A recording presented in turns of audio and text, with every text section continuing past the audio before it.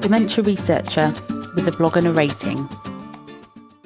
Hi everybody, my name is Becky Carlyle and today's Dementia Researcher blog is going to be on the subject of building accessible and inclusive research environments. I had the opportunity yesterday to attend a panel event organised by my department's disability working group called Disabled Researchers in Conversation.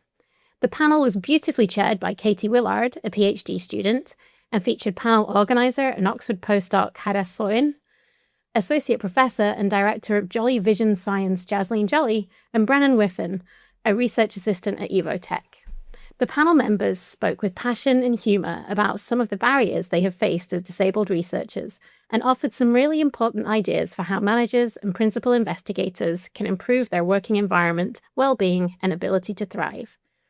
I'm still learning about many of these issues, and so for those more well-versed, the things I'm about to discuss might seem like common sense.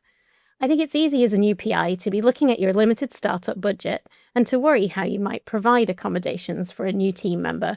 Katie Willard, the PhD student who moderated this session, has some encouraging words here.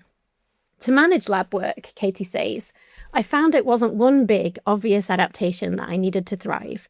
It was lots of little and often trivial changes to my daily routine that made the difference. The lab supported me in identifying and implementing these over the first few months of work with help from the wider department. It's this kind of open and continuous support that I think is key. Many of the problems that disabled researchers face are systemic, but that doesn't mean there's nothing we can do as individual managers. If you want to read much more deeply into best practices for support at all levels, then the National Association of Disabled Staff Networks has written an excellent white paper, which is linked from the written article. As the report suggests, improving workplaces for disabled people is an urgent and essential need. The proportion of working-age people thought to have a condition that will be recognised as a disability under the 2010 Equality Act is approximately 30%.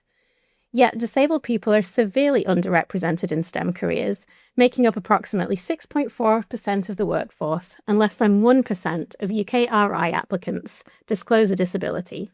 62% of disabled people report bullying and harassment in the workplace, compared to 43% of all other scientists. This is, quite simply, not good enough. Flexible working.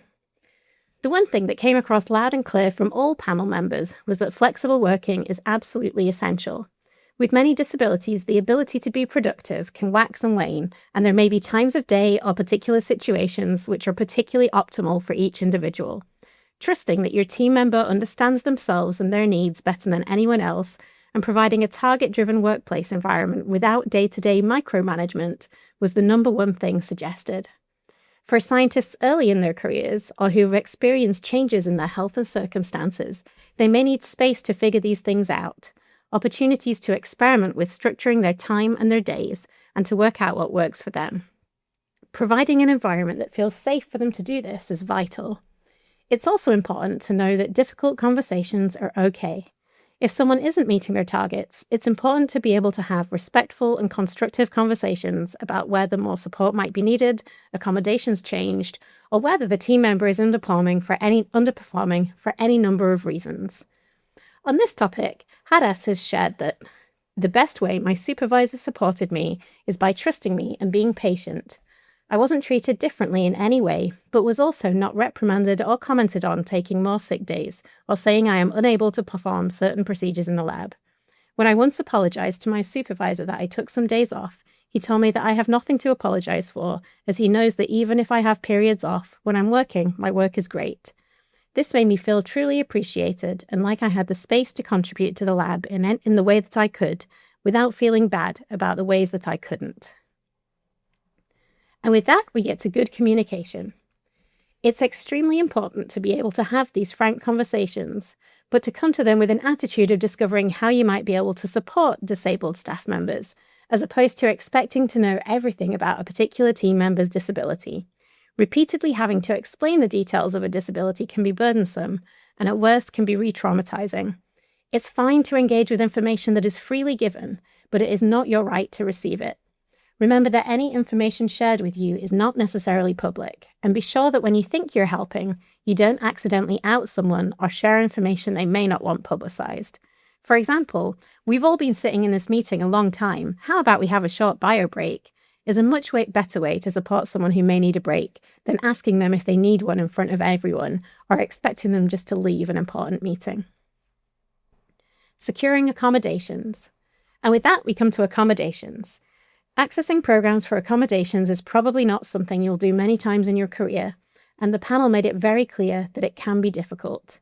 In a university setting, different team members will have access to different programs. Postdocs and other staff are usually covered through the government Access to Work programme, although unfortunately, non-UK citizens new to the country may not be eligible for this programme. Students are often covered through student support schemes, which can be oversubscribed and limited in budget. Departments may be able to help with small accommodations along the way. You can be an excellent extra support for your team member by helping them navigate and pushing through these processes if they are happy for you to do so. Encourage your HR teams to have a specific staff member who can act as the point person for disabled staff and students, and begin the process of connecting them with the right route for support. Consider making notes as you go through the process, and if there are obvious places that things can be connected and streamlined within your department, feed them back constructively. Securing accommodations can be an exhausting process and places a high burden on the disabled team member to continually advocate for themselves. There is an alternative, that we push for better accessibility everywhere. If you are starting your own lab and getting to remodel your lab space, ensure you have as many spaces as possible in your lab with flexible bench heights and flexible seating arrangements. Try to purchase large equipment with front-mounted controls, and think about how you can locate frequently used items within 40 to 50 centimeters of the bench edge. It's great to have adjustable lighting for different tasks, and try not to store important things on high shelves and cupboards. As I write this, I'm just starting to understand just how inaccessible my very much not remodeled lab is at the moment. Try to provide trolleys for moving large and bulky items, and work to keep your floor space free of clutter. Hang on a minute, you're saying, isn't this better for everybody in the lab? Well, yes it is.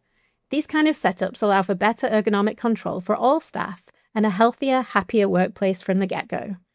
When you find yourself in a position of influence, and you sit on the kind of panels where new buildings are being designed, make sure they are done so with accessibility front and centre. Finally, there is no single science career. And a final point made by the panel, which is more directed at those who may be finding their current environment or role difficult. Not managing to cope with a job in a specific lab or in a specific course does not mean that a scientific career is not for you. There is no single science career and no single science lab. Every department, every building, every lab is different, and just because one might be a bad fit doesn't mean they all will be. On the panel, we heard stories of a range of experiences, including challenges, persistence, and different forms of success. As managers, it's important that we realise that accessibility isn't a niche concern. It's a core part of building better science for all. And if you'd like to go and visit the written article, there is plenty of additional resources linked to the bottom. Thanks go to Hadas for providing these links. Thank you for listening. Join the Dementia Research bloggers and share your own views.